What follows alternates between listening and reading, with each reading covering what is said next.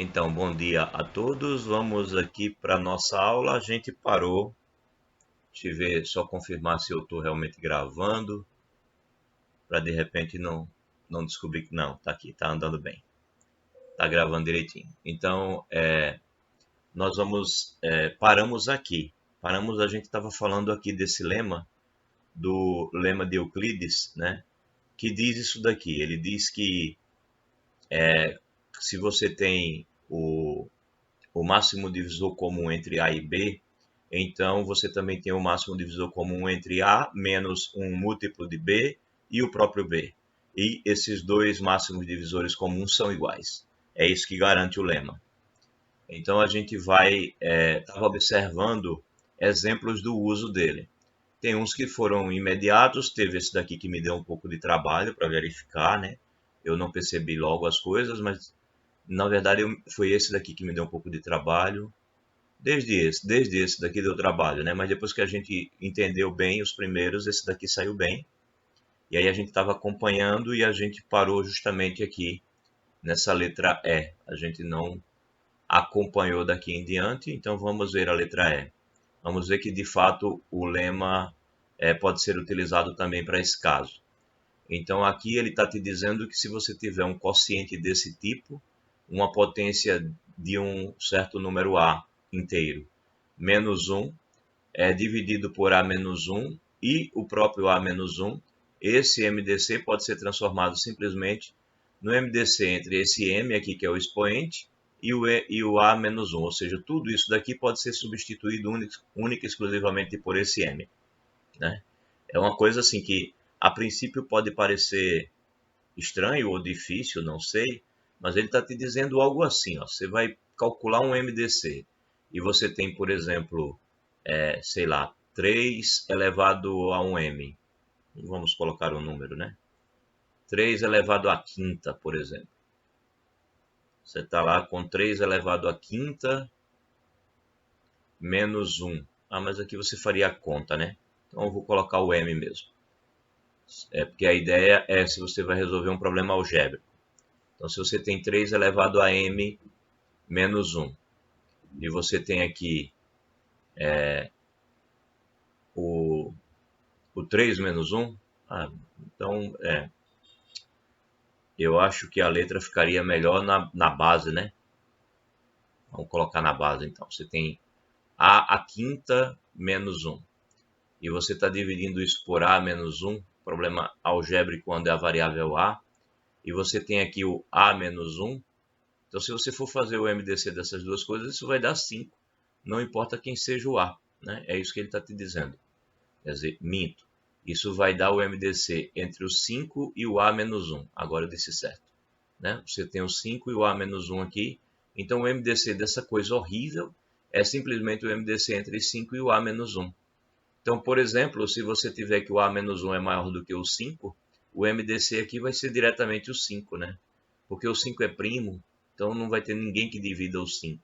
Se você garante que o a menos 1 é maior do que o 5, você tem que o MDC entre essas duas coisas é 5. Quer dizer, uma informação dessa, que vem a partir do lema de Euclides, nos dá uma informação forte, né? Porque você está com o MDC de uma coisa esquisitíssima e de repente você consegue descobrir o valor simplesmente porque você sabe que isso daqui acontece, né? Então é esse o problema que ele nos apresenta aí na letra E, e vamos ver como é que ele verifica que isso de fato é verdade. Então vamos lá. Ele diz o seguinte, ó, que observe primeiro que essa divisão dá isso. Bem, não sei exatamente o nível de intimidade que vocês têm com essa divisão, mas você está com a divisão do polinômio a elevado a m menos 1 pelo polinômio a menos 1. É essa divisão que você tem aqui, tá? A elevado a m menos 1 pelo polinômio a menos 1. O que acontece é, sempre que você tem uma raiz, né? Isso daqui é uma raiz, o 1 é uma raiz, perdão. O 1 é uma raiz desse polinômio. Se você colocar o 1 aqui, você tem que 1 elevado a m menos 1, isso é zero. Então, como 1 é uma raiz, o polinômio a menos a raiz, não importa no caso aí a raiz sendo 1, ele sempre divide esse polinômio, ele sempre divide o polinômio dividendo, né? esse polinômio aqui, ele sempre vai ser divisível por um polinômio da forma a menos uma de suas raízes. Isso é o teorema da Lambert, que a gente vê no terceiro ano do ensino médio, que garante isso.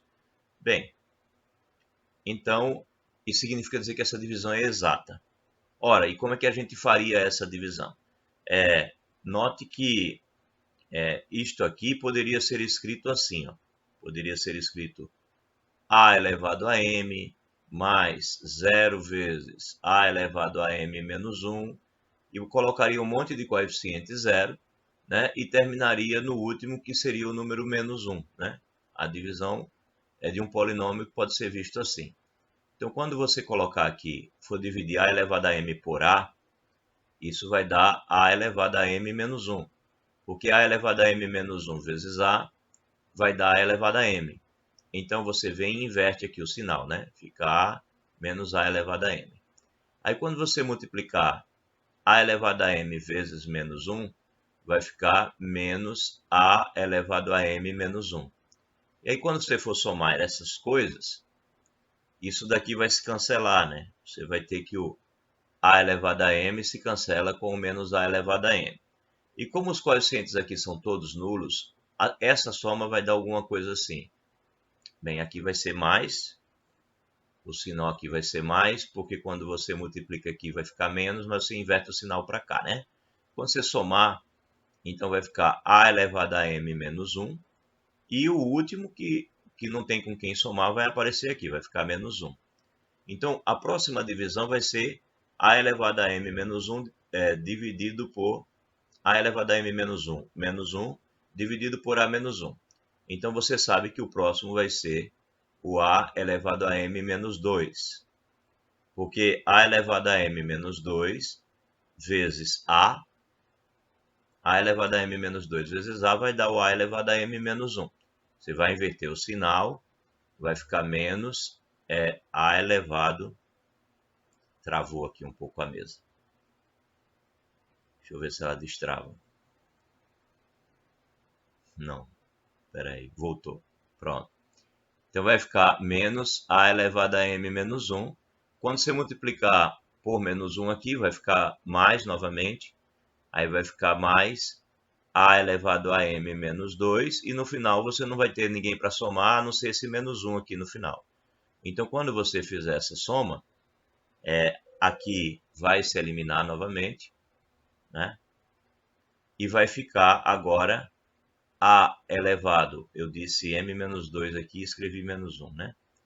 Vai ficar a elevado a m menos 2, a elevado a m menos 2, e esse menos 1 vai ser a única coisa que vai sobrar. Então, novamente, agora você tem o a elevado a m menos 2. Aí você vai dividir por a menos 1. Então, você sabe que precisa multiplicar aqui, né? Vai ter que acrescentar aqui o a elevado a m menos 3. Porque quando você multiplicar a elevado a m menos 3 vezes a, dá a elevado a m menos 2. Você vai inverter o sinal, né? Vai multiplicar por menos 1, vai ficar mais a elevado a m menos 3. E assim por diante. Então, você vai estar percebendo o que está acontecendo, né? É a elevado a m menos 1, depois a elevado a m menos 2, depois a elevado a m menos 3, e assim por diante. Então, é isso que você está vendo aqui. Ele está te dizendo que essa divisão é isso. A elevado a m menos 1 mais a elevado a m menos 2 mais a elevado a m menos 3, etc. Como o expoente está diminuindo de 1 em 1, um dia ele chega em a elevado a 1 e no final ele vai chegar em a elevado a 0, que é esse 1 aqui. Então, é verdade que essa divisão dá isso. A gente verificou agora fazendo a divisão por polinômio, tá bom? Então, ele diz exatamente isso aqui, ó. Inicialmente, observemos que isso acontece. Pronto, já observamos, já concordamos com ele. Acredito, ficou claro para todo mundo que aquela divisão realmente dá aquilo. Pode não ter ficado claro para todo mundo, eu entendo. Mas aí treina lá a divisão de polinômio, pega um papelzinho, faz a conta com cuidado e vai ver que realmente dá aquilo, tá bom? Como a gente fez a conta agora. Se for o caso, assiste novamente o que a gente acabou de falar e vê que essa conta de fato dá isso.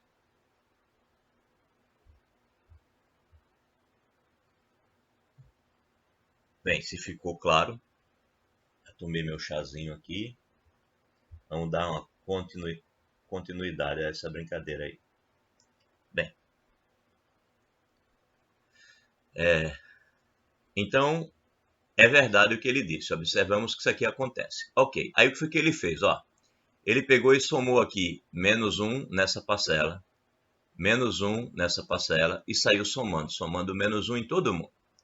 Aí o que acontece? Quantas parcelas tem?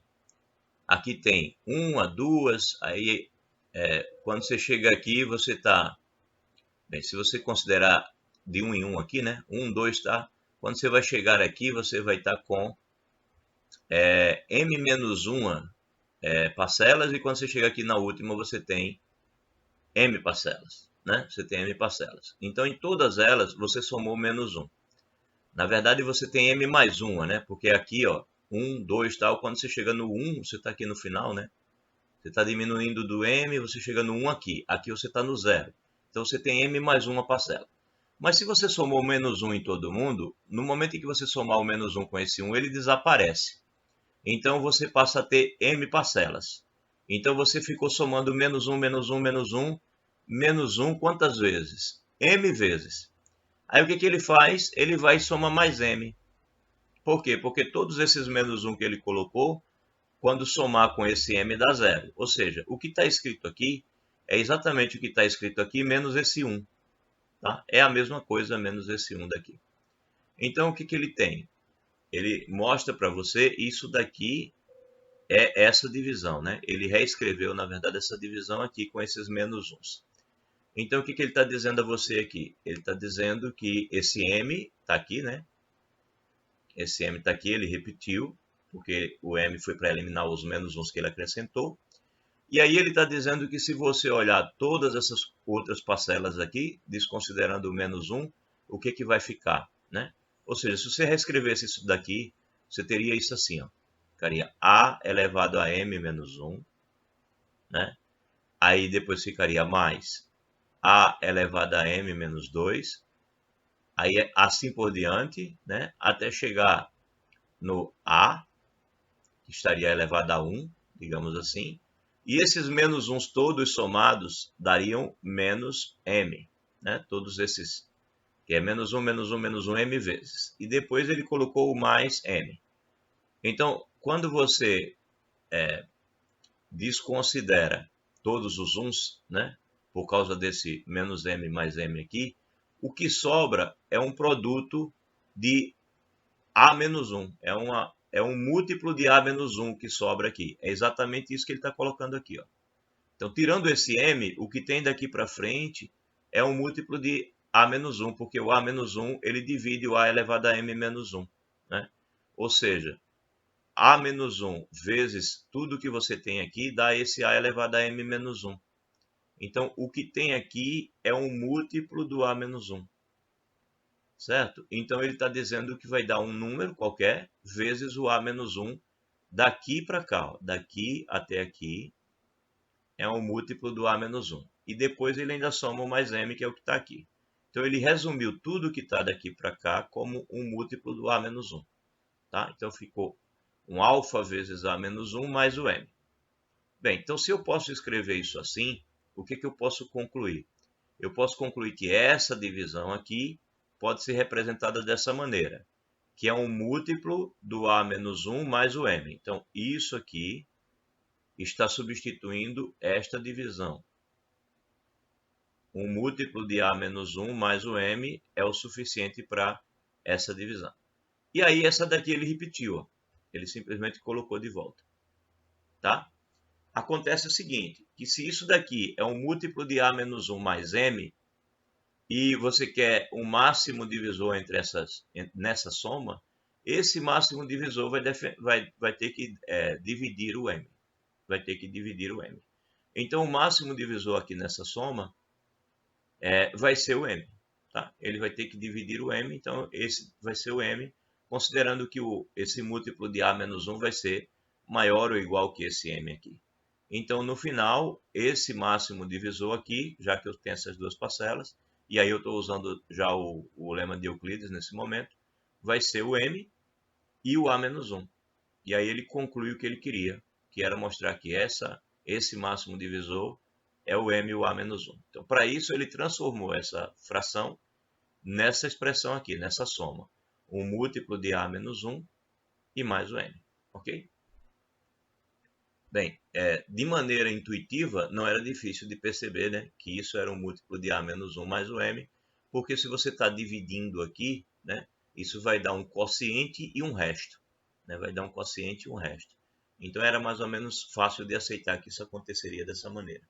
Mas essas contas nos mostram que isso de fato acontece. Tá bom? Bem, então esse é o exemplo E dele. Foi assim que ele conseguiu mostrar que aqueles MDCs ali são iguais.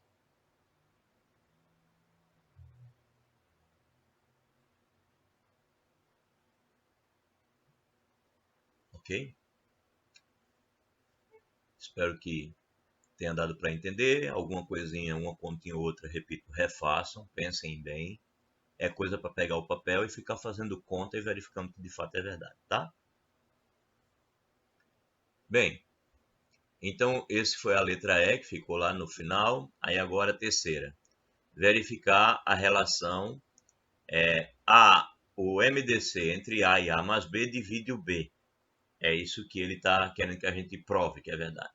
O MDC entre A e A mais B divide o B. Ele está dizendo a você que se você for calcular, por exemplo, o MDC entre, bem, vamos dizer um A qualquer e um A mais B, sei lá, entre 3 e 8, né? O que seria o 8? O 8 é 3 mais 5, né? O 8 é 3 mais 5. Então ele está dizendo a você que o MDC, isso daqui pode ser visto como o MDC entre 3 e 3 mais 5, né? Pode ser visto assim.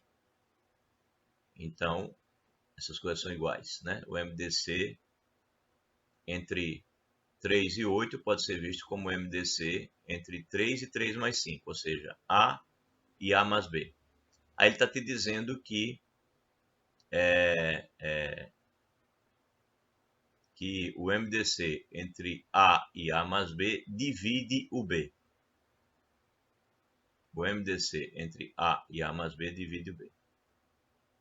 Mas eu peguei um exemplo péssimo porque eu coloquei números primos aqui na brincadeira. Aí, quem é que vai dividir o pobre dos 5, né? Só o próprio 5. Mas isso daqui é partindo do princípio que o MDC exista, né? O máximo divisor comum entre essas duas coisas é o 1.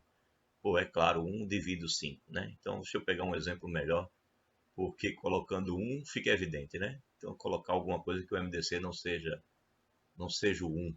Minha escolha foi ruim. Vamos pegar o MDC entre 15 e 20, pronto. Vai ser mais 5 também. Vai ter que ser o 1 novamente. Então, colocar um número possível.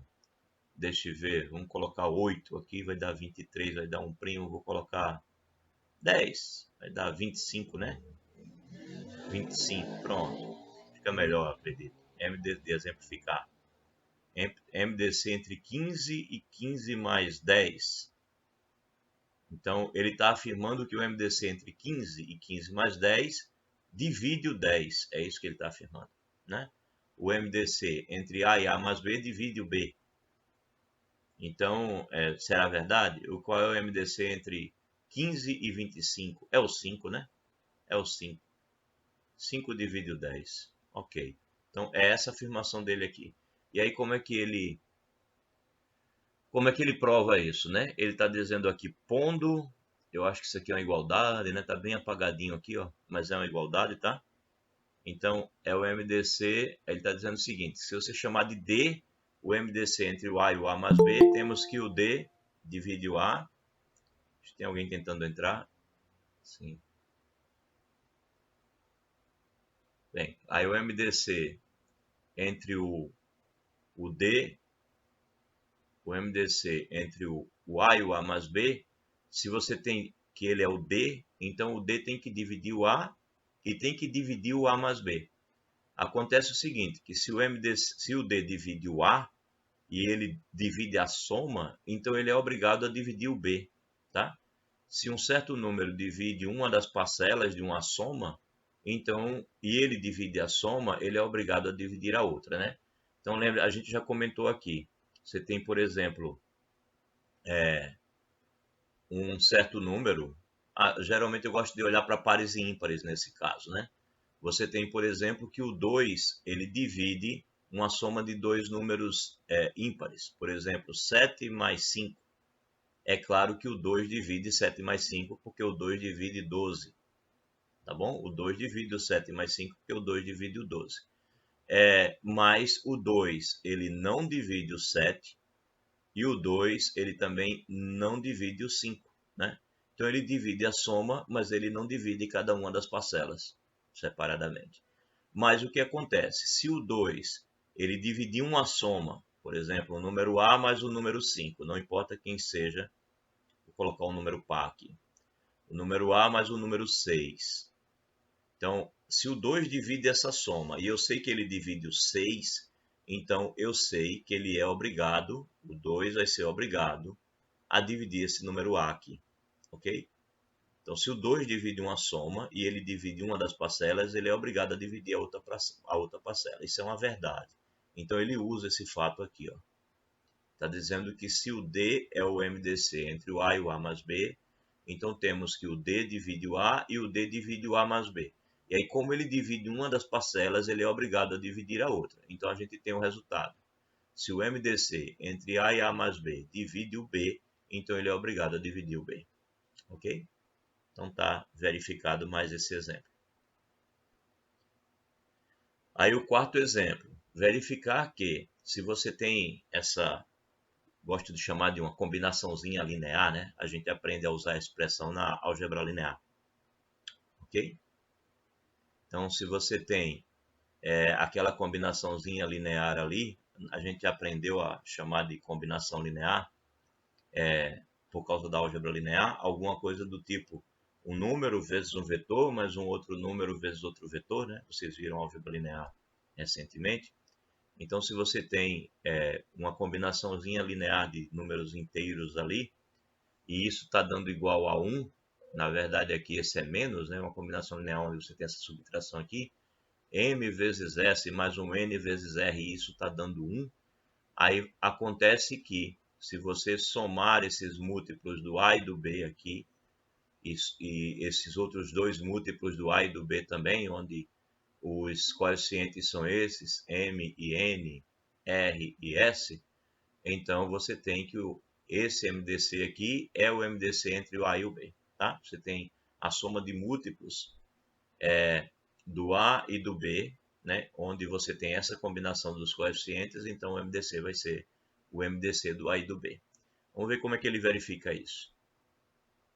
Bem, deixa eu diminuir um pouco, porque eu acho que ficou meio grande, né? Mas, bem, dá para a gente ver. Vamos ver como é que ele verifica. Ele diz, pondo que o D é o MDC entre o A e o B, chamando de alfa MA mais NB e de beta RA mais SB, e chamando também de D grande aqui o MDC entre alfa e beta, temos o seguinte. Como D divide A e D divide B, segue que o D divide o alfa. Quem é o alfa? O alfa é esse cara aqui, né? O alfa é o MA mais o NB. Se o D divide o A e o D divide o B, ele divide as duas parcelas. E se ele divide as duas parcelas, ele está dividindo esse número, né? Está dividindo a soma. Então, o D divide o alfa, tranquilo. Boa. E aí ele diz o seguinte, e D também divide o beta. Porque o D divide o A, o D divide o B, então o D divide cada uma das parcelas, logo ele divide a soma. O D divide o beta. Ora, ele diz, logo o D divide esse D grande. Quem é o D grande?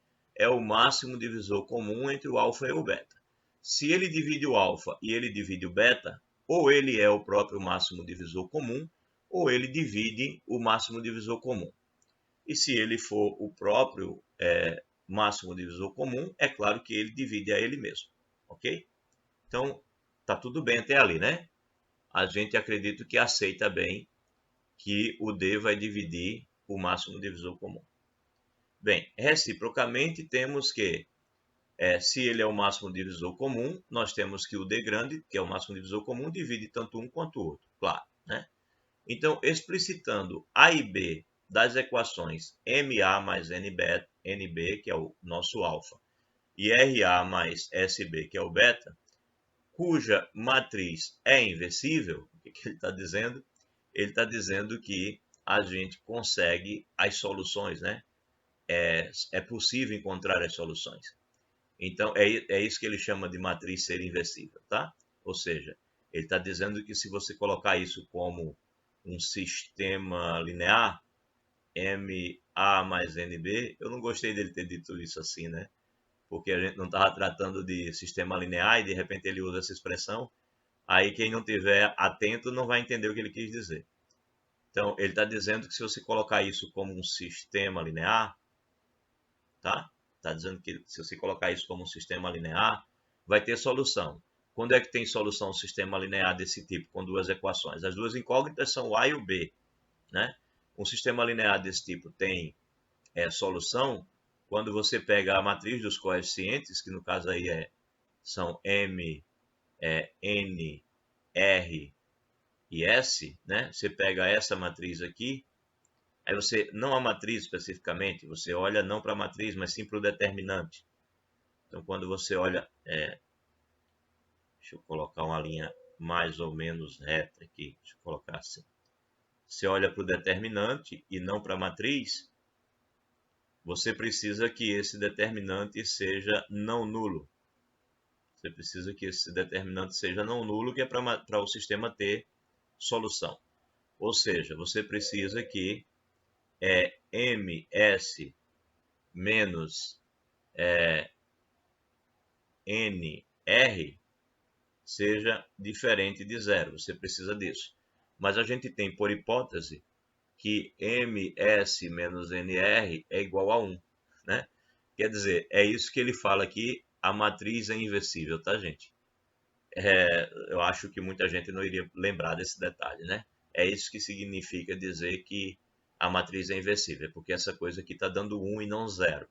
Né? Então ele avisa aqui, pois ms menos nr é 1. Isso é o valor de seu determinante. Então obtemos que o A, que é igual a alfa S menos beta, quando você vai resolver esse sistema aqui, você vai encontrar essas soluções aqui. Você vai encontrar A igual a alfa S menos beta N. Façam esse sistema, tá? Resolvam.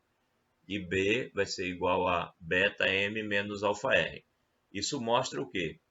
Que D divide A e D divide B, porque o D ele divide tanto alfa quanto beta. Então ele divide essa parcela, divide essa parcela. Divide essa parcela e divide essa parcela. Então ele tanto divide o A como divide o B. Então, de fato, o D divide o A e o D divide o B.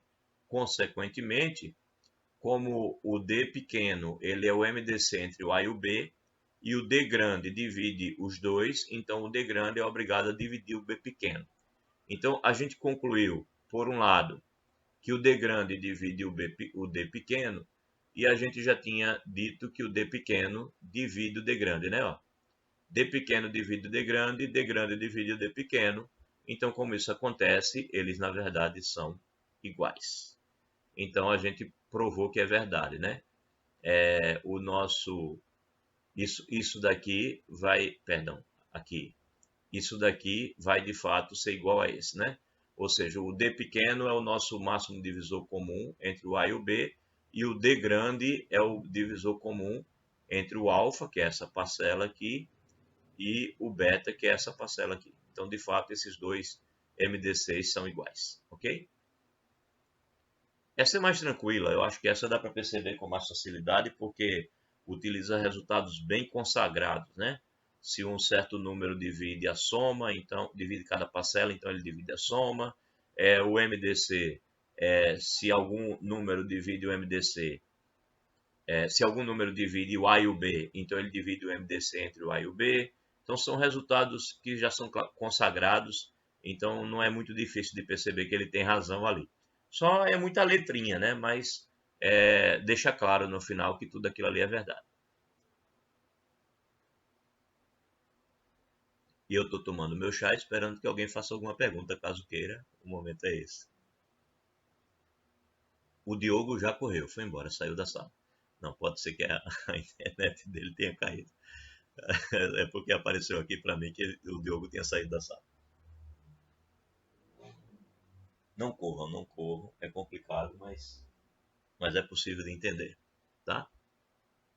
É, professor, Vamos eu lá. mesmo só consigo aprender isso só assistindo esses vídeos 3, 4, 5 vezes, viu?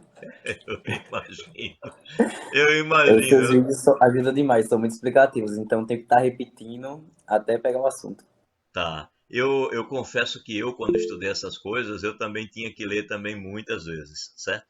Só que no meu caso, como a aula não era gravada, então eu tinha que assistir a aula em total atenção e depois tentar rever a leitura, olhando para o caderno, né? Olhando o que o professor tinha escrito e pensando também em casa sozinho. Vocês ainda têm a possibilidade de rever o vídeo algumas vezes.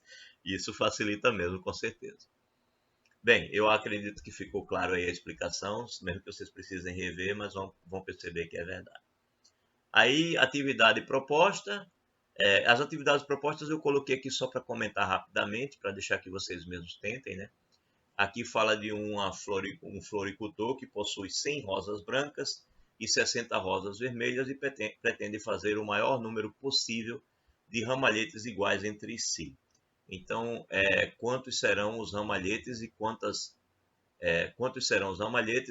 rosas de cada cor deve ter cada um desses ramalhetes. Então, é um problema que envolve o máximo divisor comum, aí entre as 100 rosas e as 60 rosas brancas e as 60 rosas vermelhas, né? Porque você vai formar os ramalhetes com rosas dessas duas cores.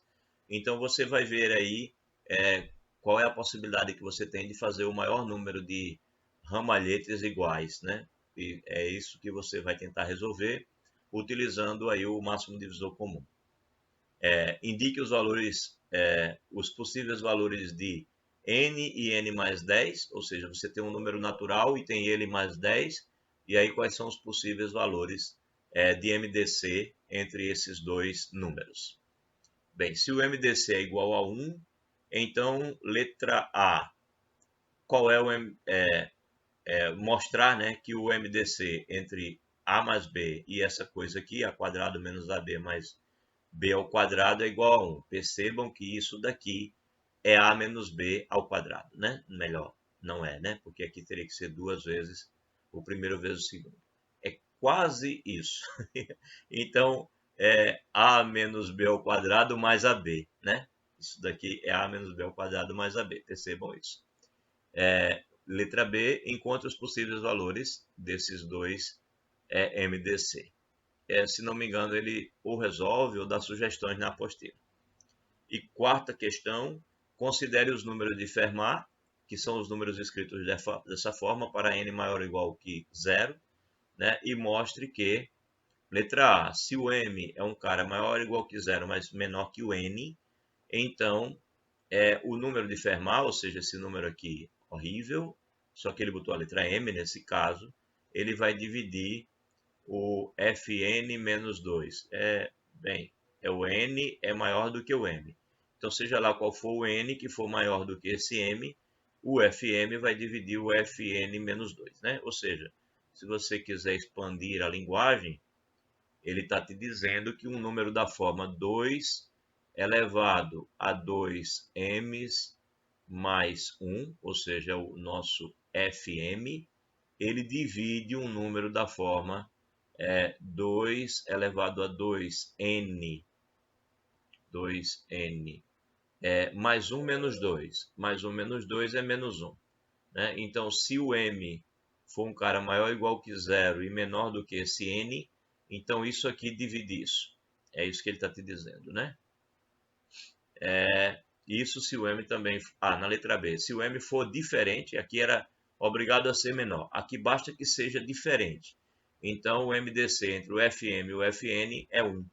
Então, são propriedades interessantes dos números de Fermat. Tá? Vale uma leitura também na internet sobre o que são números de Fermat.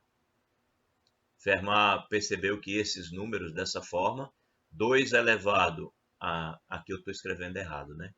É 2 elevado a uma potência, tá? Eu escrevi como se fosse um produto aqui. Aqui é uma potência. 2 elevado a uma potência do 2. Deixa eu deixar um pouquinho mais alto, porque ficou muito baixo aqui. Ficou parecendo um produto e é uma potência. Então, é 2 elevado a n. Bom, é uma potência, não é um produto. É uma potência. Então, esses números, claro, né, você pode perceber, por exemplo, como um número assim, 2 elevado à oitava, né? 2 elevado à oitava é 2 elevado a 2 à terceira, mais 1. Então, que número é esse, por exemplo? Bem, 2 ao quadrado é 4, a terceira é 8, a quarta é 16, a quinta é 32, a sexta é 64, a sétima é 128, a oitava é 256, né? Então, isso daqui seria, por exemplo, o número 257. Então, o número 257 é um número de Fermat, tá? Deixa eu só confirmar. 2 ao quadrado, 4, a terceira, 8, a quarta dá 16, a quinta dá 32, a sexta dá 64, a sétima dá 128, a oitava dá 256, certo? Então, o número 257, de fato, é um número de Fermat, ok? Bem, então vamos agora aos algoritmos de Euclides, que vai falar justamente sobre divisões. E vai ajudar a gente a achar o MDC. Bom. Bem, vamos lá.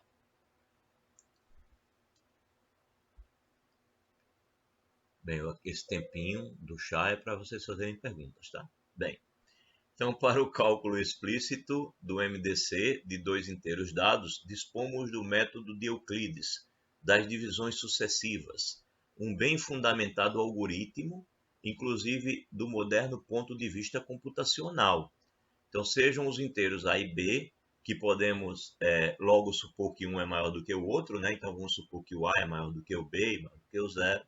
Então, usando a divisão euclidiana, que nós já provamos, né?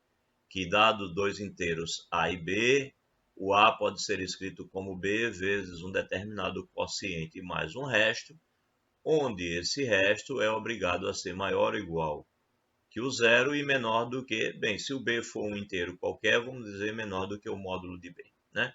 Mas como nós estamos supondo aqui o A e o B já maiores do que zero, eu posso abandonar a ideia do módulo de B, né?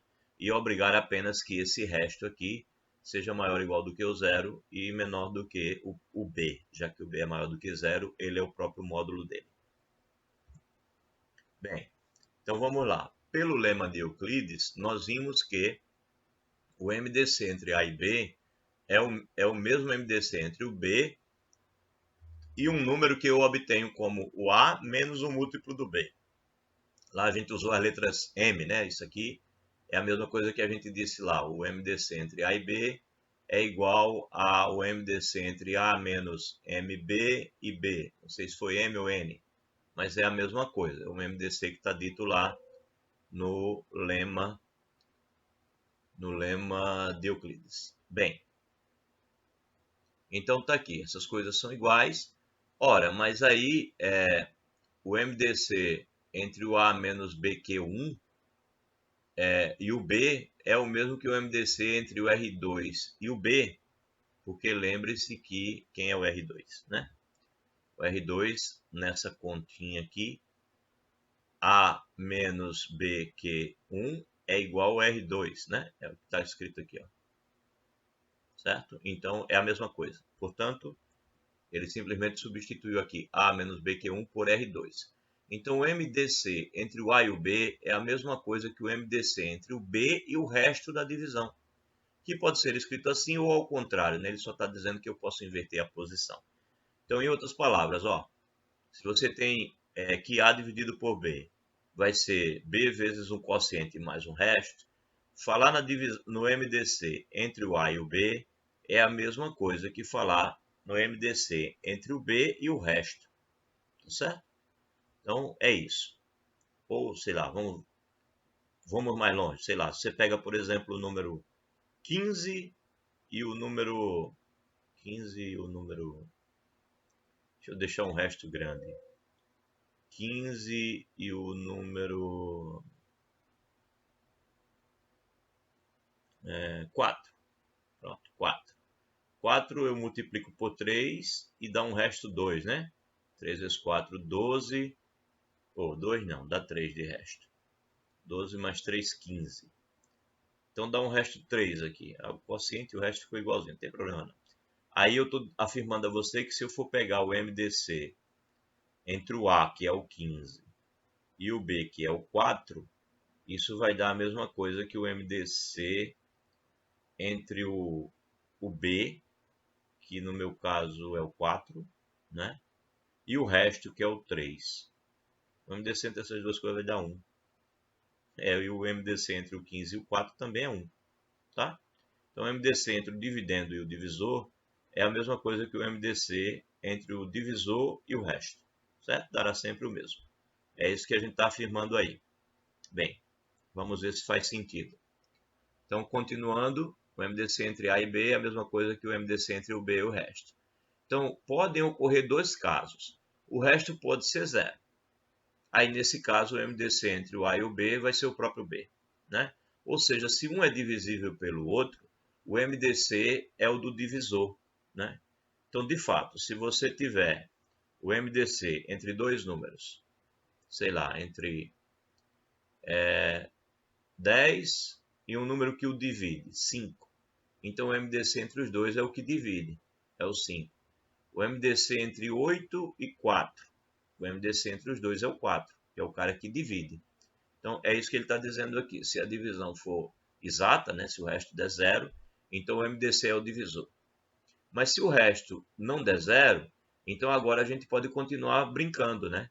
O resto não deu zero, então eu posso olhar para a divisão entre o B e o resto. Já que o resto não deu zero, eu posso continuar dividindo. Eu pego a divisão agora do divisor pelo resto. Aí eu tenho que o divisor dividido pelo... inclusive é estranho, né? Ele deveria ter chamado isso de R1 aqui. Já que ele chamou de Q1, isso aqui podia ser o R1, né? R1 ao invés de R2. Bem, mas ele quis usar R2, não sei porquê, deixa eu ver lá na frente. Poderia ser 1 e 1. Acredito que ficava melhor. Mas aí ele está dizendo agora que vai ser B dividido por R2, vai dar um Q2 e vai ter um R3, né? Um resto seguinte. E o R3 vai ser menor do que o R2, claro, né? Porque o R3 está na posição de resto e o R2 aqui está na posição de quociente. Né? Não, perdão, de divisor. Então o resto tem que ser menor do que o divisor. Então, com o mesmo argumento do lema de Euclides, o que vai acontecer? Eu vou continuar isso para o resto da vida, né? Eu vou ter que o MDC entre o A e o B vai ser o MDC entre o B e o R2, que vai ser o MDC entre o R2 e o R3, que vai ser o MDC entre o R3 e o R4, e sendo que esse cara é sempre menor do que o divisor, né, do que o anterior, e isso vai continuar para o resto da vida. Ora, então um dia isso tem que chegar no momento em que eu vou ter um Rn e um resto que vai ter que dar zero, né? E aí o MDC vai ter que chegar no momento que isso vai ter que dar zero. Então, existe um momento anterior a esse, né, que seria talvez o que eu chamasse de Rn mais 1, em que o R3 não é zero. Tem que haver um momento em que não é zero e que daqui em diante todo mundo é zero. Né? Então, prosseguindo com a divisão euclidiana, de R2 por R3 e assim por diante, obtemos uma sequência restrita decrescente, ou seja, você tem o B, depois você tem o R2, que é maior que o R3, que é maior que o R4, e assim por diante, até chegar no zero. Quando chega no zero, daqui em diante tudo é zero. Né? Então, na hora que você vai pegar o zero e vai dividir pelo próximo, pelo Rn mais 1, né? Então você vai ter zero, né? E resto zero. Então daqui em diante tudo é zero. Não adianta mais continuar fazendo a divisão. O que obriga a recorrência Rn ser diferente de zero e o Rn mais 1 ser zero, e daí em diante todo mundo é zero, né? Tornando estacionária aquela sequência, ou seja, todo mundo é zero. Isso por construção. Aí o que vai acontecer? Você vai ter que o MDC entre o AB é o MDC entre o quociente, perdão, o divisor e o resto. Aí entre o resto e o outro resto, que no caso esse resto passa a ser divisor, e o outro resto, e assim por diante, até chegar no certo Rn mais 1, Rn mais 1, e aí aparece o zero, e aí fica só o Rn mesmo. Não adianta mais seguir em frente, né? Porque quando você pegar agora o zero e for dividir pelo próximo, não importa quem é ele, seria o Rn mais 1, né? Aí vai dar zero e aqui vai dar zero. Ah, eu já fiz aqui. Pronto. Então continua assim. Ok. É o argumento que eu estava fazendo ali, né? Aqui do lado. Onde o último resto, não nulo, vai ser um tal de um Rn qualquer. Bem, aí você poderia colocar isso numa tabela, né? E fazendo a conta numa tabela. As divisões sucessivas podem ser resumidas no quadro abaixo. Você pega o A, divide pelo B, aí dá um quociente. Agora ele usou Q1. Dá um quociente Q1 e um resto R2. Aí pega o B, divide pelo R2, dá um quociente Q2 e um resto R3. Aí pega o R2, divide pelo R3, dá um quociente Q3, dá um resto R4. Aí pega o R3, divide pelo um Q4, ou perdão, divide pelo um R4, aí dá um quociente Q4 e um resto R5. E assim por diante, até o momento em que você vai pegar o Rn-1, vai dividir pelo Rn, vai dar um quociente Qn e vai dar um resto zero. Certo? É isso que o algoritmo de Euclides garante, que se você sair fazendo essa divisão uma atrás da outra, num certo momento aquilo vai dar zero e você vai poder colocar num quadro. E esse quadro vai te ajudar a encontrar o máximo divisor comum e vai te ajudar também a escrever o número em outras bases diferentes da base 10. A gente vai ver isso mais na frente quando estiver falando de bases numéricas, tá? Então, vamos ver, vamos treinar o algoritmo de Euclides, porque ele vai ser útil para a gente fazer alguns exercícios. Alguma pergunta até agora? Hora do chá.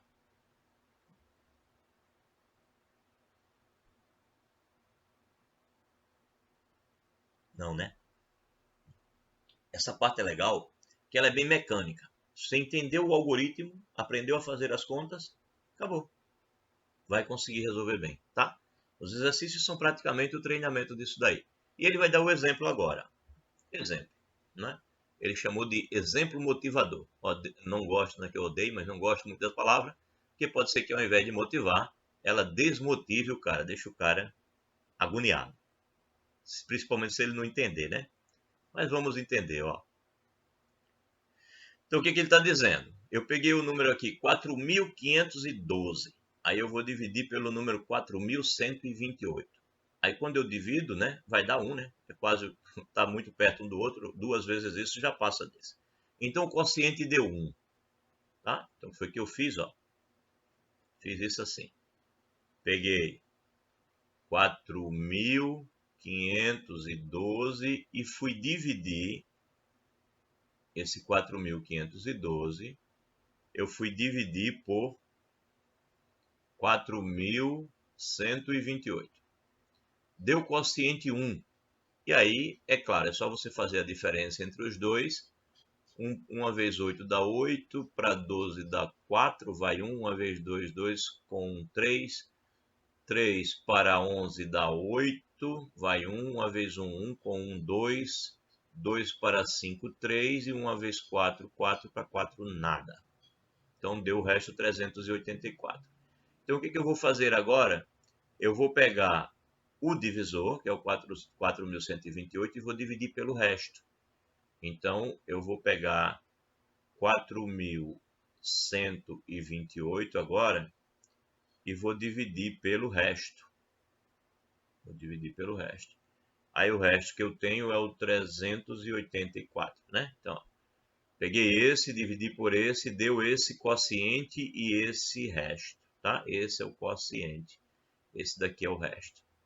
Aí eu agora pego esse resto e coloco ele para ser divisor. Ele vem para cá, ó. Então eu pego o dividendo, pego o divisor anterior e agora eu vou dividir o divisor anterior pelo resto. Aí qual o quociente? O quociente é 10 e o resto é 288. Ou seja, quando ele vai dividir isso daqui, ele descobre que isso dá, bem, se for, dá 10, né? 10 vezes dá 384, então vai ficar 3 3.840, né? 3.480, você faz a subtração aqui, né? Então vai dar 8, 4 para 12, 8 também. Aí vai 1, aí 9 para 11 dá 2. Como foi para 11 vai 1, 1 mais 3, 4, para 4 nada. Aí sobrou esse resto, 288. O que é que você faz com o resto? Faz com que ele passe a ser o próximo divisor, tá? Então o resto agora vai para divisor e o divisor 384 vai para dividendo. Então o divisor virou dividendo, né? O divisor virou dividendo, esse divisor virou dividendo e o resto virou divisor. Vai dividir por 288. Então quando você vai dividir por 288, vê claro que vai dar 1, então é só você fazer a subtração. Vai tirar o 288 daqui. Aí 8 para 14 dá 6, vai 1. 9 para 18 dá 9, vai 1. 1 mais 2, 3, para 3 nada, vai sobrar 96. Então é o que ele colocou aqui, ó. 384 dividido por 288, quociente dá 1, o resto dá 96. O resto vai ser colocado como divisor. Aí eu agora vou ter 288 dividido por 96.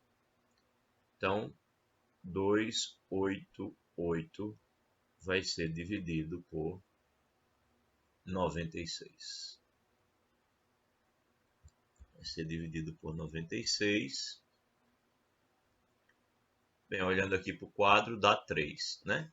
Então, 3 vezes 6, 18, para 18 nada, vai 1. 3 vezes 9, 27, com 1, 28, para 28 nada. Então, o quociente deu 3, o resto deu 0. Quando o resto deu 0, acabou. Esse 96 aqui é o MDC entre esses dois caras. Olha que legal. O MDC, ele aparece aqui quando o resto dá 0. Então, além de indicar o MDC, que é o 96, o algoritmo fornece uma informação surpreendente. Uma combinação linear entre esse e esse que dá o MDC. Que dá o MDC. Ou seja, eu vou conseguir agora perceber o seguinte, que se eu tiver o MDC entre A e B igual a D, eu sempre consigo um número R para multiplicar o A e um número S para multiplicar o B, que isso dá D.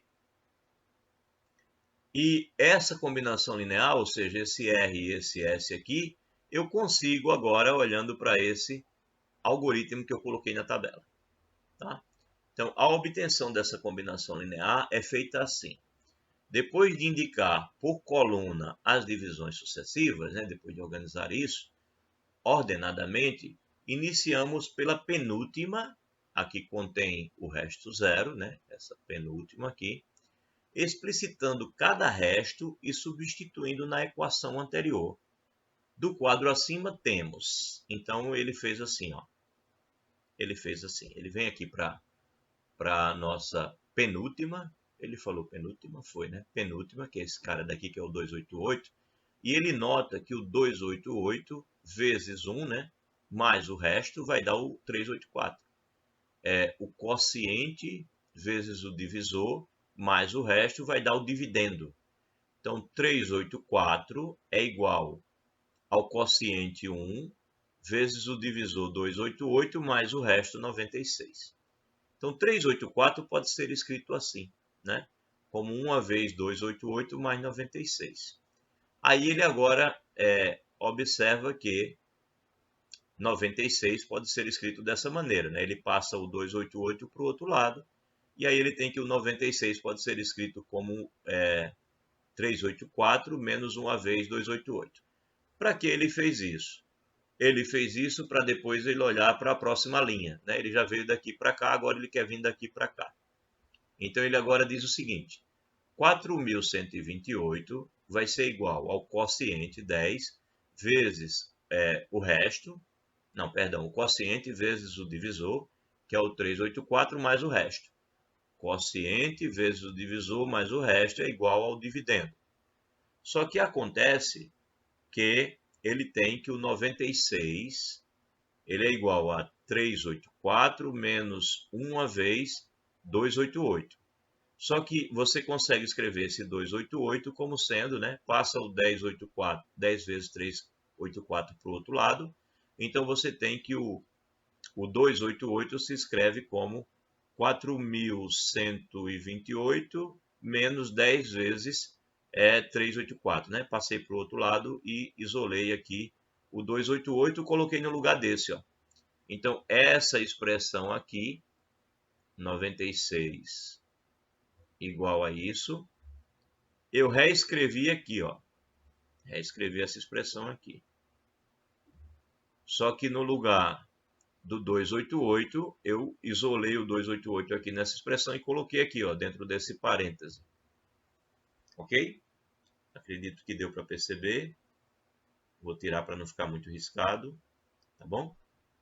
Então, o 96 está reescrito agora, sendo que no lugar do 288 eu coloquei o que eu obtive aqui. Ok, aí organizar as contas. Lembre-se que não me interessa fazer o produto, porque o que eu quero encontrar é uma combinação linear. Então, eu tenho que deixar esses números 4.512, 4.128, 3.84 e 2.88, eu quero que eles estejam sempre nas minhas contas. Por isso que eu não faço os produtos. Então, eu deixo aqui, ó, 11 vezes 384, 1 vezes 4.128, porque eu não quero que eles desapareçam, tá bom?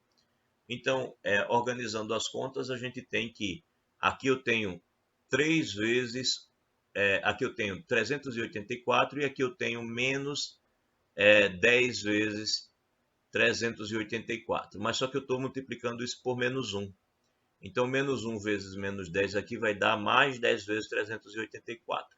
Aí eu somo mais uma vez 384, eu tenho 11 vezes 384. Aí, distribuindo aqui menos 1 vezes 4.128, é porque eu tenho esse menos 1 vezes 4.128. Ou seja, eu escrevi uma combinação linear do número 384 com o número 428. Eu faço combinações lineares desses caras, tá? Pois bem, cheguei nessa situação aqui. Aí vamos agora para o próximo passo. 4.512 é igual ao quociente vezes o divisor mais o resto. Então, 4.512 é igual ao quociente vezes o divisor mais o resto, né? Aí volto para o meu 96 aqui. O que é que isso significa? Significa dizer, eu por enquanto estou com essa situação, né?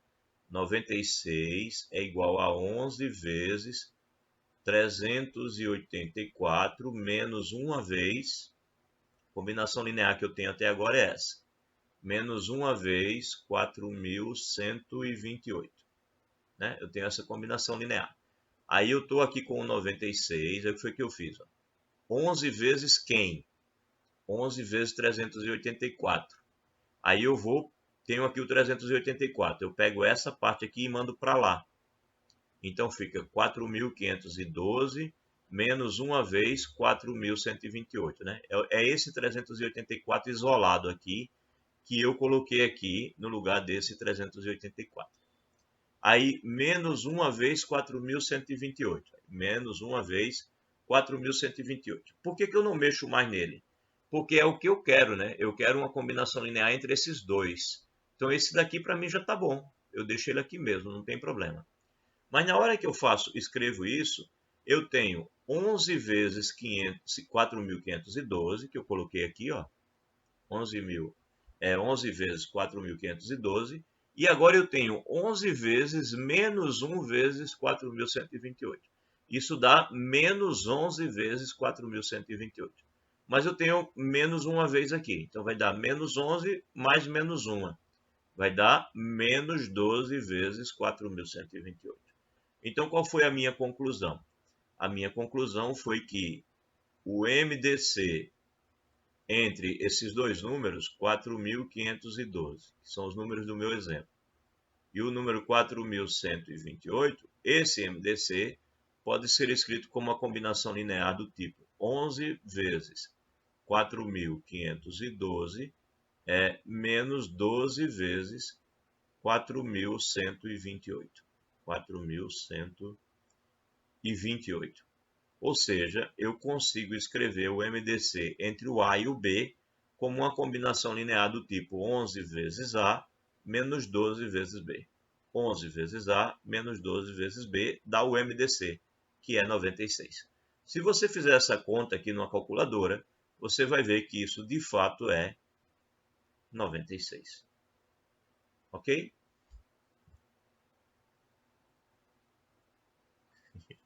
Conta pra caramba, né? Ainda bem que eu não as fiz, tá na apostila, só fiz acompanhar. Mas é verdade, né? É só uma arrumação. É como se você estivesse brincando com combinações de vetores lá da álgebra linear, tá? Aquelas combinações lá dos vetores ajudam você a treinar essa coisa, né? Se por acaso ficar muito ruim de escrever os números, chama de x e y e vai fazendo com letrinha para não ter que escrever os números o tempo todo. Isso me lembra um meme que eu vi na internet, né? E o cara diz assim: Ah, antigamente matemática era muito boa. 2 vezes 3 dá 6, 2 vezes 4 dá 8. Aí vem não lembro como é que ele deu, né? Vem um endemoniado, vem um demônio e inventa que A mais B é igual a X.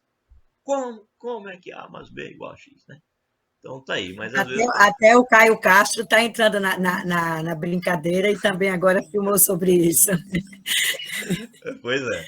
Mas, mas assim, na verdade, se a gente chama de X, de Y, de Z, às vezes facilita as contas. Então, nesse caso daí, talvez se a gente colocasse letras no lugar do 4.512, 4.128, ficasse mais fácil de ver que realmente as contas são essas aí, tá?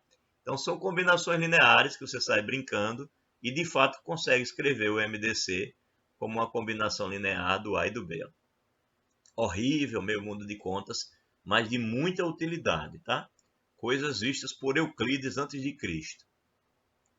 Pois bem, aí propriedades características, né, que essas coisas nos levam a descobrir, tá certo? Então, vamos ver que propriedades interessantes ele vai notando. Então, sejam A e B inteiros não nulos, e J de AB esse conjunto. As combinações lineares do A e do B, tá certo? Todas as combinações lineares possíveis do A e do B, né? Onde x e y são números inteiros. Então, o conjunto de todas as combinações lineares inteiras de A e B. Então, o que acontece? Ele primeiro afirma que as combinações de A e B são diferentes ou são iguais às combinações de B e A, tanto faz, e que isso é sempre diferente do vazio, né? Então, dado dois inteiros, você sempre consegue conjuntos não vazios de suas combinações lineares. Isso me parece evidente, né? Mas ele fez questão de chamar a atenção. E as combinações lineares de A e B são iguais às combinações lineares de B e A. Também fica claro porque você pode comutar aqui essa soma e você pode também comutar os produtos, né? Porque são números inteiros e a adição de inteiros é comutativa e a multiplicação de inteiros também é comutativa. Bem, aí se D, um número inteiro positivo, é o menor inteiro positivo de J a B, ou seja, depois você faz todas essas combinações lineares, lembre-se que essas combinações lineares sempre vão resultar em números inteiros, né? Por exemplo, se esses números aqui forem, sei lá, 5 e 8, você vai estar multiplicando x vezes o 5, y vezes o 8, isso vai dar um número inteiro. Então ele está te dizendo que varie como você quiser esse x e y, e se você deu um resultado D, e esse D é o menor possível, né? É o menor inteiro positivo possível. Então, é o menor inteiro positivo possível. Se isso acontece, que é uma combinação linear de A e B, então D vai ser exatamente o máximo divisor comum e J de AB vai ser múltiplo, vão ser múltiplos de D, tá certo? Então, na verdade, esse conjunto ele vai se resumir a esse conjunto aqui. Ou seja, o conjunto das combinações lineares de A e B nada mais são do que os múltiplos do máximo divisor comum entre A e B. É essa a conclusão dele aqui. ok? Então, se você pegar dois inteiros e começar a multiplicar números inteiros por eles dois e somar, todas as possibilidades que você encontrar, tudo que você fizer, todo número que você encontrar vai ser, na verdade, um múltiplo do máximo divisor comum entre os dois números que você pegou. Tá? Então, pegue aí o número que você quiser na vida. 150, 328. Peguei os dois. Saiu multiplicando x vezes 150, y vezes 128. Foi o que eu disse? Foi 128. Então, 350 e 128. X vezes 350, y vezes 128. Sai variando. X e y. Multiplicando à vontade. Não se preocupe. Todo número que você encontrar é um múltiplo do máximo divisor comum entre o 350 e o 128. Todo número inteiro positivo que você encontrar será um múltiplo do máximo divisor comum, tá? É isso que ele está te dizendo aí. Bem legal, né? Saber disso. Pois bem, terceiro, em particular, existe uma combinação linear de tal forma que você multiplica o x0 vezes o a, você multiplica o y0 vezes o b, e isso vai dar o máximo divisor comum. Porque como essas combinações todas serão múltiplos do máximo divisor comum, então naturalmente vai ter um momento que você vai fazer uma combinação e vai dar o próprio máximo divisor comum. Existirão os dois números inteiros que você vai sair multiplicando pelo 350 e pelo 128. Existirão esses dois números inteiros que você vai multiplicar e vai dar o próprio máximo divisor comum entre eles. Tá bom? Seja lá quais forem os dois inteiros que você pegar. Pensei aqui no 350 e no 128, mas pode ser quaisquer. Então, sempre é possível fazer isso. Você sempre consegue escrever uma combinação linear de A e B, de tal forma que dá como resposta o máximo divisor comum entre o A e o B. Tá? Sempre vai ser possível escrever isso. Então, as combinações lineares A igual a 1 vezes A e B igual a 1 vezes B, ou seja, se você pegar no lugar do x0 e no lugar do y0 o número 1, mostram que tanto A como B figuram aqui dentro, né? Ou seja, dentre as combinações lineares de A e B, uma delas vai dar o próprio A, é aquela que você coloca x igual a 1 e y igual a 0, e a outra vai dar o próprio B, é quando você coloca x igual a 0 e y igual a 1. Né? Então, os próprios A e B, eles pertencem às suas combinações lineares. Na realidade, por hipótese, esse conjunto de combinações lineares contém inteiros não nulos, né? Que a gente está brincando só com números positivos. Né? E aí não faz sentido obrigatoriamente isso dar zero, né? A menos que você pegue 0 e 0. Por outro lado, se z pertence a uma dessas combinações, então é claro que menos z também seria uma dessas combinações. Né? Então, se der um resultado z, você sempre consegue também encontrar um resultado menos z. Né? Então, logo, há inteiros positivos no conjunto considerado. Então, se você vai fazer essa conta e você encontra um positivo, você sempre vai encontrar o negativo. Se você encontra o negativo, você sempre vai encontrar o positivo. Então, o positivo sempre vai estar lá presente, porque se você encontrou o negativo, o positivo também está lá. Então, ele garante para você que vai ser sempre possível encontrar os positivos. Então, pela boa ordenação, já que você tem que esse conjunto é um conjunto formado, é um subconjunto, né, dos números inteiros, e você consegue formá-lo só por números positivos, se você quiser. Então, o princípio da boa ordenação, ele garante que existe esse menor inteiro D, né, que é combinação linear de A e B. Então, a demonstração de que esse inteiro realmente existe é essa argumentação que ele está colocando aqui embaixo.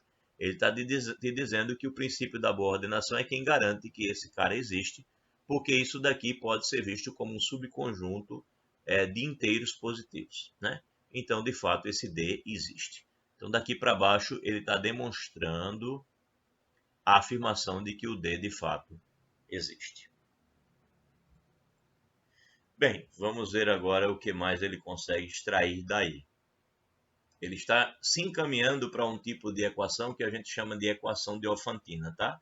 Daqui a pouco a gente diz exatamente o que é, mas é isso que ele está fazendo. Então vamos lá. Continuando essas observações, ele diz o seguinte: se você tem que um número C divide A e o número C divide também o B, Então, a combinação linear anterior mostra que C vai dividir o D. Bem, foi o que ele está dizendo. A gente viu anteriormente que o máximo divisor comum sempre vai poder ser escrito como um x inteiro vezes A mais um y inteiro vezes B. O máximo divisor comum que eu estou te falando é o máximo divisor comum entre A e B, né? Então, ele está te dizendo que se o C divide o A e o C também divide o B, então o C também divide o D. Porque se o C divide o A, ele divide essa parcela. Se o C divide o B, ele divide essa parcela. Então, se ele divide as duas parcelas, ele divide a soma, que é o D. Ok. Então, o C divide o D, porque o C divide o A e o C divide o B. Bem, enfim, mostraremos que D divide A e D divide B. Então, vamos lá. Consideremos a divisão euclidiana de A por D. A é igual a Q vezes D mais R. Então, ele quer mostrar que o D, ele tanto divide o A como ele divide o B se ele for uma combinação linear desse tipo. Tá? Ele quer mostrar, ele já mostrou antes aqui que o D existe. Agora ele quer mostrar que se o D se escreve como uma combinação linear de A e B, então ele divide o A e ele divide o B. Vamos ver. Aí ele diz assim, pense na divisão entre o A e o D. Quando você pensa na divisão entre o A e o D, você consegue escrever como A igual ao quociente vezes o D mais o resto, onde o resto é um cara que é maior ou igual do que zero e menor do que o D. Então, se eu consigo escrever isso, então eu consigo escrever o resto assim, né? Basta eu passar o QD para o outro lado. Então, o resto vai ser igual a A menos Q vezes D. Bem, então, o resto pode ser escrito como A menos Q vezes uma combinação linear entre o A e o B, né? Porque o D é exatamente a combinação linear. Eu chamei de x e y aqui ele chamou de M0 e N0, tá? Então, ele substituiu o D por M0A mais N0B. Bem, aí organizando essas contas, você pode escrever isso assim, né? A vezes 1 dá A, menos Q vezes M0A, então o A está fora, aí A vezes menos Q M0, né? Que é esse produto aqui, e aqui você tem N0B, e você tem o Q multiplicando, então menos, né? Menos Q vezes N0B. Pronto, ele escreveu dessa forma. E isso é uma combinação linear que pertence a J de AB. Pertence a J de AB. Por quê? Porque você tem aqui um número inteiro, que pode ser visto como meu x. Você tem aqui um número inteiro, que pode ser visto como meu y, multiplicando A e multiplicando B. Na verdade, esse inclui o sinal, né? Então, isso daqui é uma combinação linear de A e B. Portanto, R é um número que pertence a J de AB, porque ele consegue ser escrito como uma combinação linear de A e B. Ou seja, acabamos de mostrar que o resto da divisão entre um dos números e o máximo divisor comum entre os dois, entre o A e o B, o resto da divisão vai pertencer às possíveis combinações lineares entre o A e o B. Ou seja, pertencerão ao J de AB. Foi isso que a gente acabou de mostrar. O resto pertencerá a J de AB. Ora, a condição que exige que o resto tem que ser maior ou igual que o zero e menor do que o D, essa condição aqui, e a minimalidade de D, ou seja, D é o menor divisor comum entre o A e o B, vai exigir o seguinte, vai exigir que o R não possa ser maior do que o zero. Né? Ele é menor do que o D e ele não vai poder ser maior do que o zero. Então, a gente obriga que o R seja zero, né? Já que o D é o menor possível. Eu não poderia ter um R pertencendo ao J de AB e ele ser maior do que o D ou ele ser o próprio D, já que ele é obrigado a ser menor aqui, então ele é obrigado a ser o próprio zero, porque ele não poderia ser menor. Não poderia ser menor.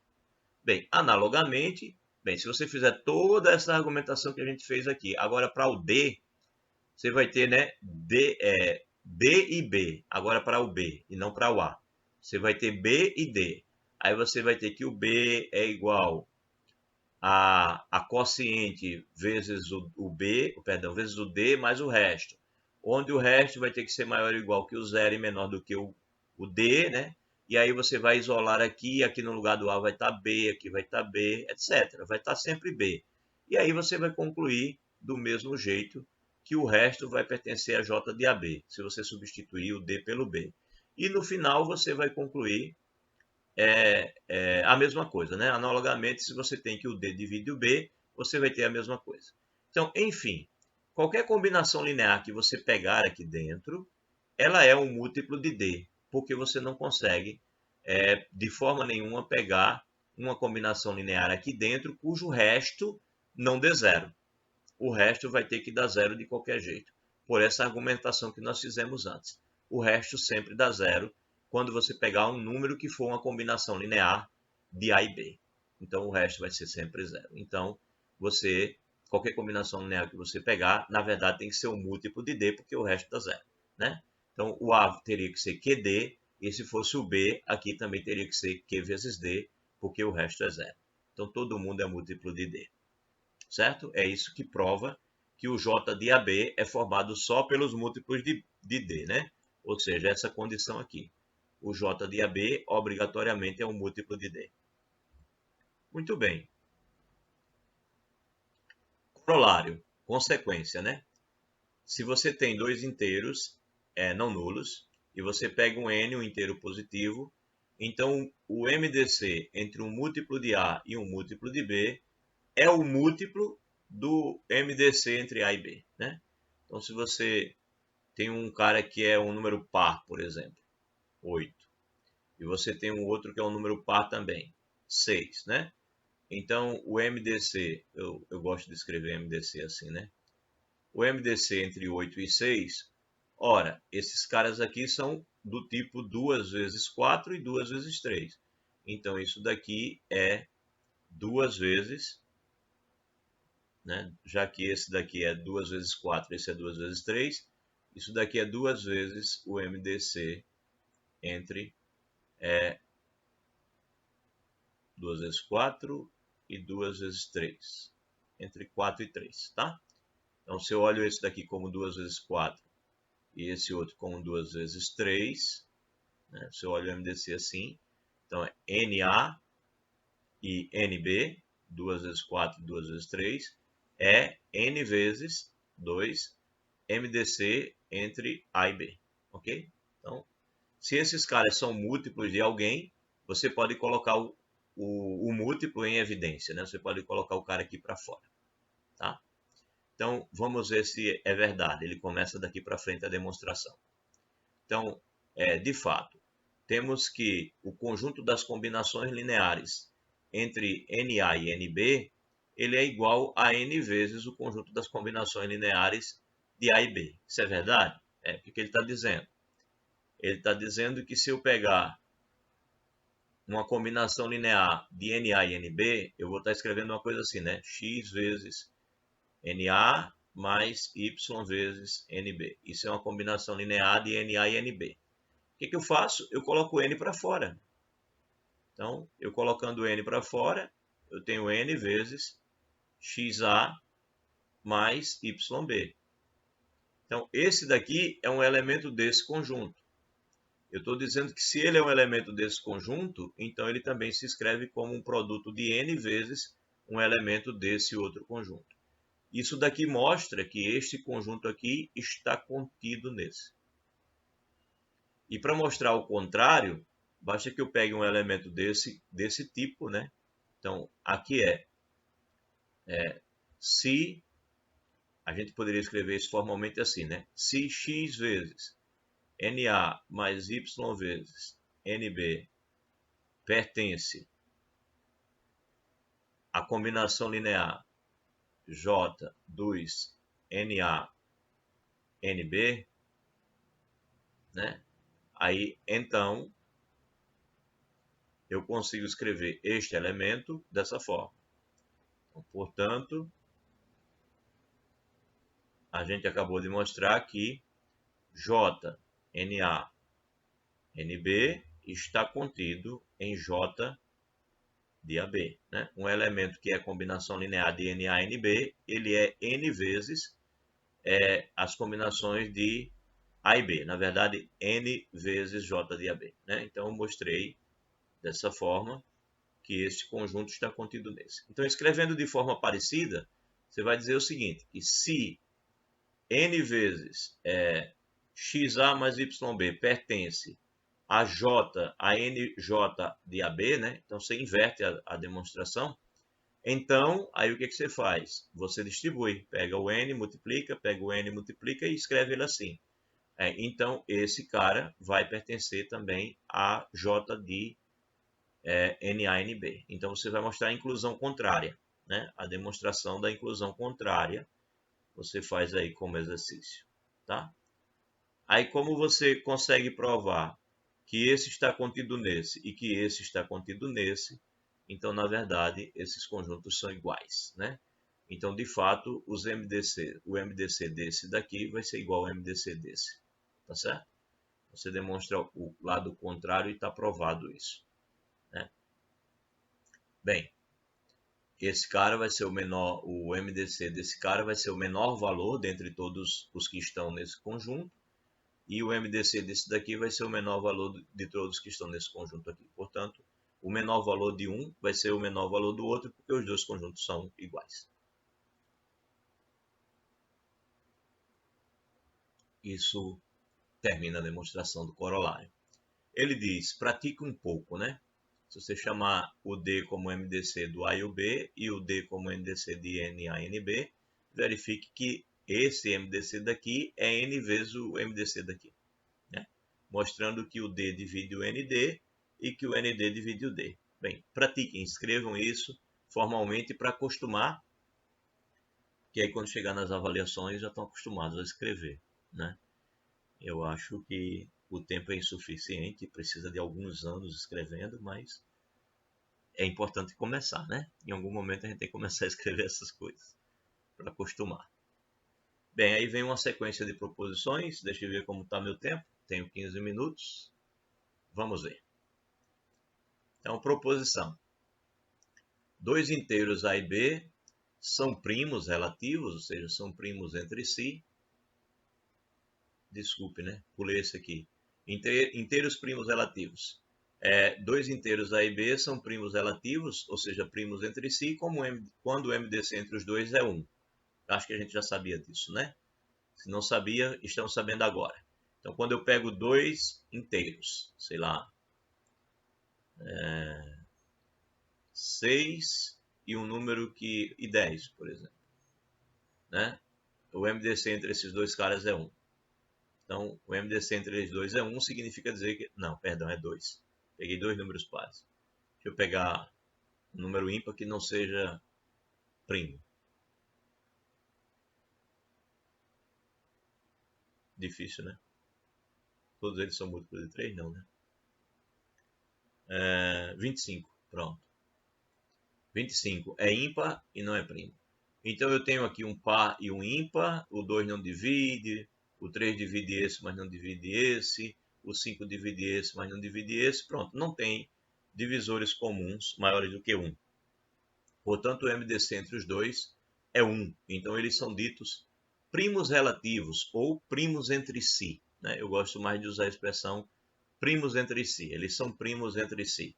Mesmo esse não sendo primo, nem esse sendo primo, mas eles dois são primos entre si, porque o máximo divisor comum entre os dois é 1. Né? Então, ele dá aqui um exemplo. 10 e 21 são primos relativos, pois o MDC entre os dois dá 1. Também são primos os inteiros 2010 e 2011. Bem, geralmente, quando você tem um inteiro consecutivo assim ao outro, eles são primos entre si, né? São coprimos. Coprimos ou primos entre si, ou primos relativos. Tudo significa a mesma coisa. Então, vamos à proposição. Dois inteiros A e B são primos relativos se e somente se existirem alfa e beta, tais que o alfa vezes A mais o beta vezes B seja igual a 1. Isso é evidente em relação ao que a gente já viu antes, porque a gente acabou de dizer que vai existir o alfa vezes o A, mais o beta vezes o B, que vai dar como resposta o máximo divisor comum entre A e B. Então, se eles forem primos relativos, o máximo divisor comum é 1. Então, é claro que vai ter que existir o alfa e o beta, tal que eu consiga fazer isso, porque o 1 será o máximo divisor comum, né? Então, serão primos relativos somente se existem esses caras. Então, se for primo relativo, máximo divisor comum é 1, portanto, vai existir de fato isso, né? Isto é, alguma combinação linear de A e B igual a 1. Aí, realmente, ele diz aqui, ó, se o MDC entre A e B é 1, então uma combinação de bizu esse tipo de combinação é chamada combinação de bizu, tá? Eu não sei se foi falado antes, acho que não. A gente não falou ainda o que é uma combinação de bizu e ele tocou o nome do rapaz aqui. Então, uma combinação de bizu é esse tipo de combinação, né? Então, verifica que isso daqui acontece porque o D é o máximo divisor comum. Aí, ao contrário, reciprocamente. O que seria reciprocamente? Se tiver uma combinação linear desse tipo, então eles serão primos entre si. Claro, né? Porque se tiver uma combinação linear desse tipo, esse número que aparece aqui, ele vai ter que dividir o MDC. E aí, como é que o 1 vai dividir o MDC? Bem, na verdade, o MDC vai ter que ser menor ou igual que esse número. É isso que eu tenho que dizer. Se o MDC é menor ou igual que esse número e o MDC é um número positivo, então ele obrigatoriamente vai ter que ser 1. Mas ele diz aqui o seguinte, ó, reciprocamente, partindo de uma tal combinação linear, chamando de D o MDC, eu tenho que o D vai ter que dividir o A e o D vai ter que dividir o B. Então, o D divide essa parcela e divide essa parcela.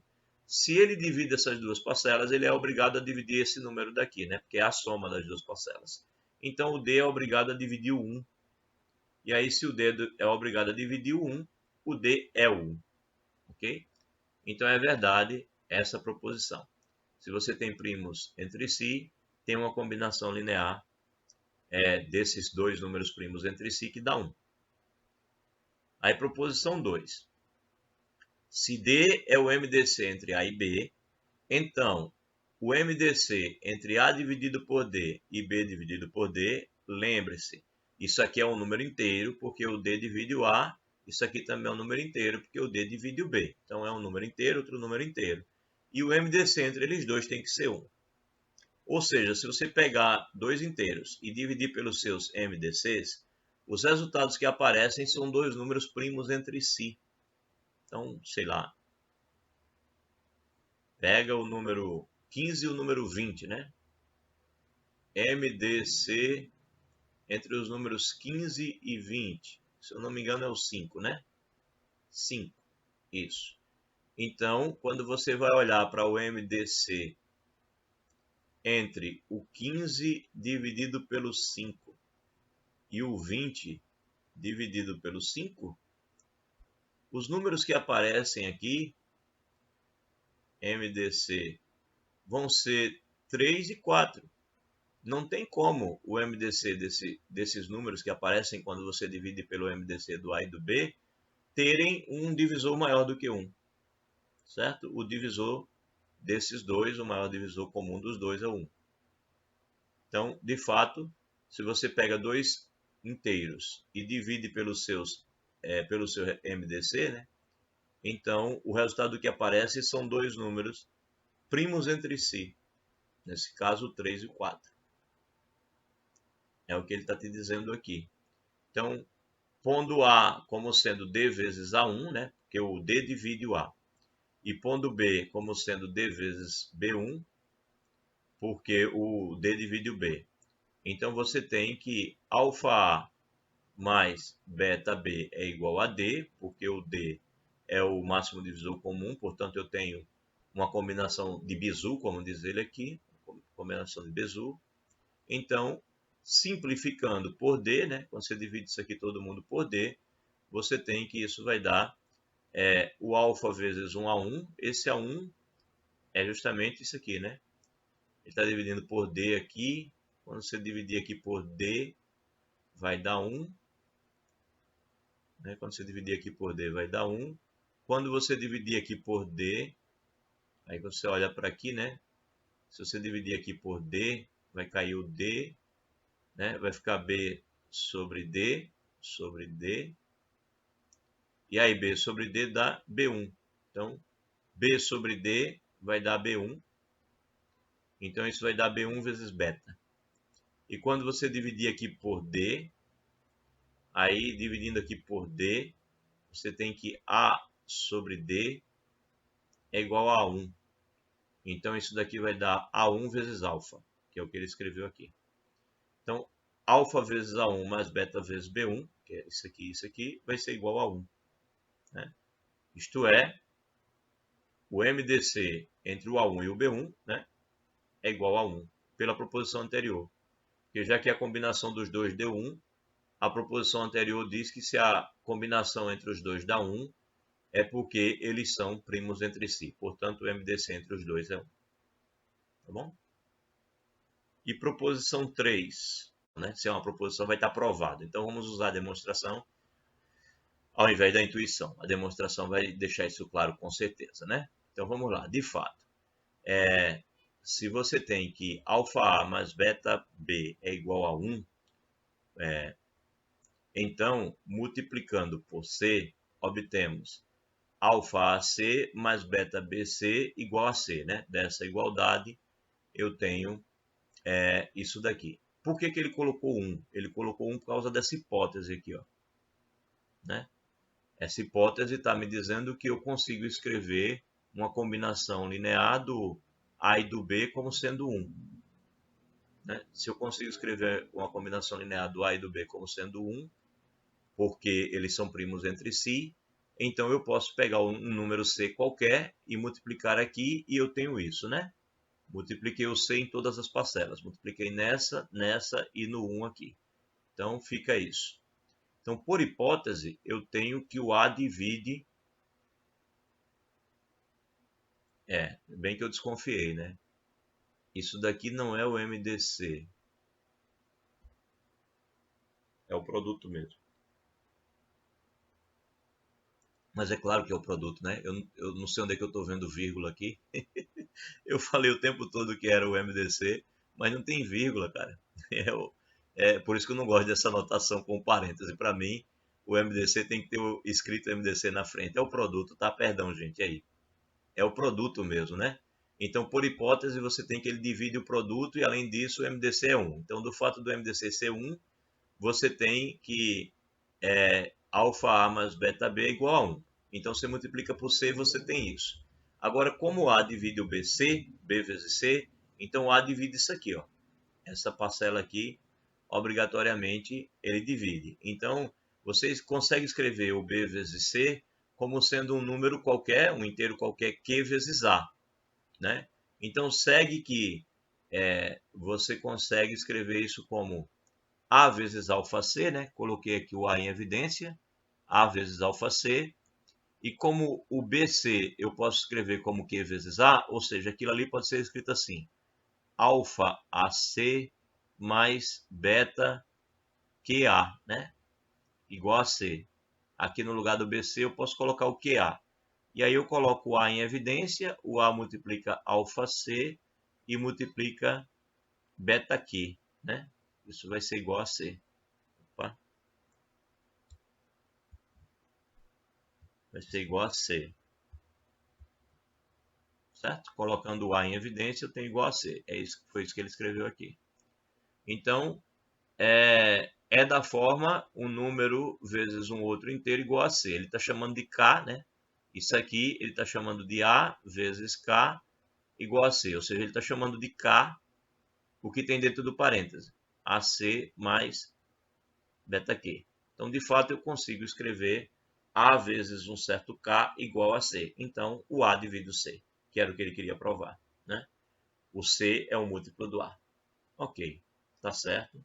Desculpem a confusão que eu fiz aqui com o BC, né, achando que era um MDC. Então, eu achei que estava estranho aqui, apaguei, porque realmente ficava estranho. Mas tudo bem. Está demonstrado, então, e acredito que dá para entender a demonstração.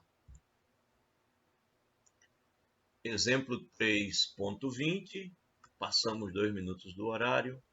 Então, vamos deixar para a próxima aula do exemplo 3.20 para frente. Deixa eu terminar a gravação para falarmos um pouco sobre a prova.